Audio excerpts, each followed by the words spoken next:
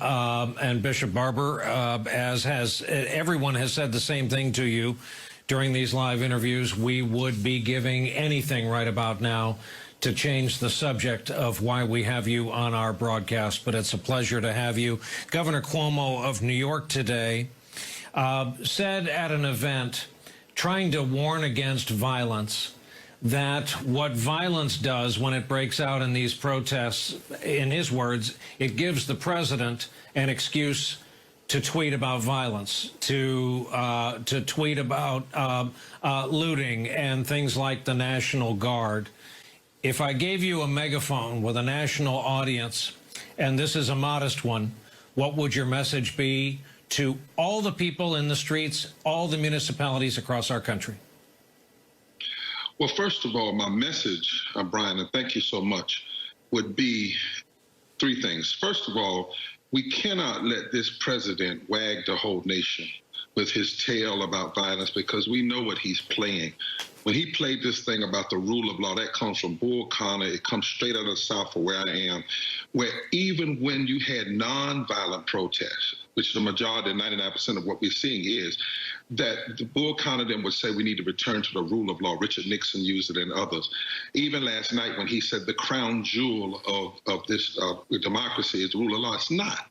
The crown jewel of this democracy is the establishment of justice, providing for the common defense, promoting the general welfare, and ensuring domestic tranquility and equal protection under the law, all of which he is guilty of violating. Number two, I would say that when we report on this, and I'm looking at your screen now, and I'm seeing thousands of people, black and white and gay and straight and young and old, and they are engaging in First Amendment rights. And we need to say that. It's amazing how something can happen, violence, we go to that. We need to look at and then say why. We need to listen. Why? I mean, many of these people are sick, they're hurting, they're out of work, some of them have been through COVID or may have COVID. What is going on here? Is it George Floyd, or is it deeper than that? Is that George Floyd maybe have been the tipping point, Brian? It may have been, that moment. But remember, before you talk about violence, before COVID, 700 people were dying a day in this country from poverty and low wealth. 80 million people uninsured, which means thousands of people are dying from not having insurance in the richest nation in the world. Then we find out 100,000 people died from COVID, and thousands of them didn't have to, according to a study from Columbia. And then people are dying from not having PPEs and being forced to work in lethal situations. And then people see a lynching on TV. They actually watch it. 9 minutes of it, they watch it. What you had here was one of those tipping points, and we have to address that violence. We have to say we've had a lot of violence. We've had looting, millions and trillions of dollars being stolen from the people, given to corporations in the time when we should have been providing health care and living wages. Now, I don't condone any form of violence. But I like Coretta Scott King. When Coretta Scott King said, if you're going to talk about violence, you have to talk about denying health care is violence, and denying union rights is violence, and denying children is violence, and also an apathetic attitude that doesn't say anything when these other forms of violence is happening. Then lastly, Brian, I would say we need to pay attention to the public mourning. We don't need to just get, I'm not talking about the persons who are out there, because we don't know who's doing this stuff. We don't know who's doing this now. We can't just put it on the people that are protesting about George. We don't know all of that, but we need to listen to these screams. Listen to this pain. We don't need to put this pain up too quick. We need to listen to it and hear it. What is this mourning saying to America? What are these screams saying? In fact, I think when you ask, what's hope? The hope is in the screams. I would be sad to be in a country and people are dying because of public policy. People are being lynched by police on TV, and folk just stay home and be quiet, and they not say anything. We need to interpret these screams. We don't need to let Trump interpret them. We don't need to let somebody that could call out the National Guard in 24 hours, but could not call out PPEs for meatpacking workers in 24 hours, could not guarantee people health care. He doesn't have the moral authority to do that. And we know what game he's running, and we don't need to play that game. And we need to hear this protest. Let's today, talk about... Brian, could I say one more thing? Today is the 99th. Sure, go ahead. Today is the 99th anniversary of a real riot, the Tulsa riots. You know, today, when the National Guard and white supremacists killed and murdered black and progressive white people in 1921.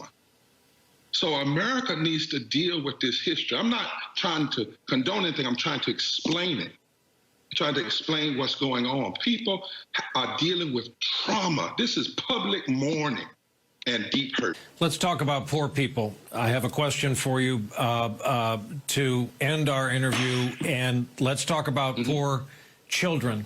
Set back from birth, poor children who have been held back now from school, who suffer horrifically compared to the children of wealthy families in terms of the lack of learning over an average summer. Say nothing of when a spring of education has been robbed from them.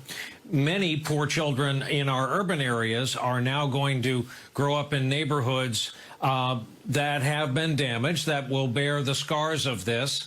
I don't know where the infrastructure spending or work is going to come from.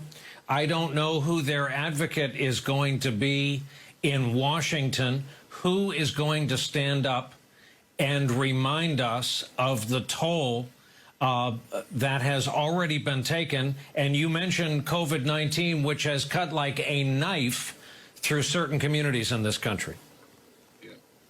Well, Brian, the Poor People's Campaign, a national call for moral revival 3 years ago, started organizing and saying we must deal with 5 interlocking injustices: systemic racism, systemic poverty, ecological devastation, the war economy, and the false moral narrative of white nationalism. And on June 20th, 2020, we're having a mass Poor People's Assembly moral march on Washington digitally. It was going to be on Pennsylvania Avenue. We didn't know when we were planning this that this was going to happen. But on that day, you're going to hear about public education. You're going to hear from black and white poor people. There are 66 million poor white people in this country, 26 million poor black people. That's 61% of all black people that are poor and low income. Over 50% of our children are poor and low income. And we have an agenda. We have a budget. Where's the money going to come from? The money's already available. If we readjusted our defense budget, if the wealthy paid their fair share, if we repealed these unholy tax cuts that we've given, many of these communities weren't getting infrastructure anyway. They were being denied even before COVID. That's what we have to say. It didn't begin with COVID. It began before. We have the money. We better have the money. We better decide that we're going to establish justice in this country, because we cannot continue with 43% of our people in this country poor and low wealth, and over 50% of our children. We're going to build a movement of all of those people. We've already built it, thousands upon thousands of people. And congresspersons need to understand that we're in a new day.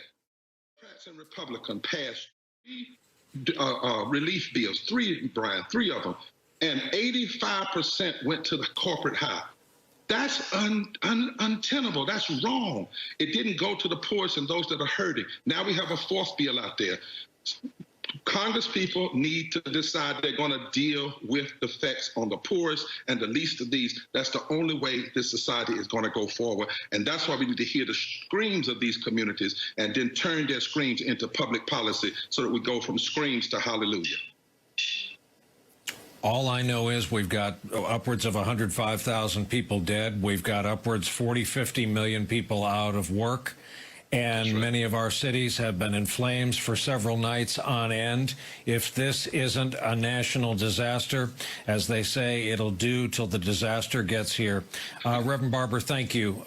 We value having a piece of your time and being able to ask you these questions. Thanks so very much for being part of our coverage.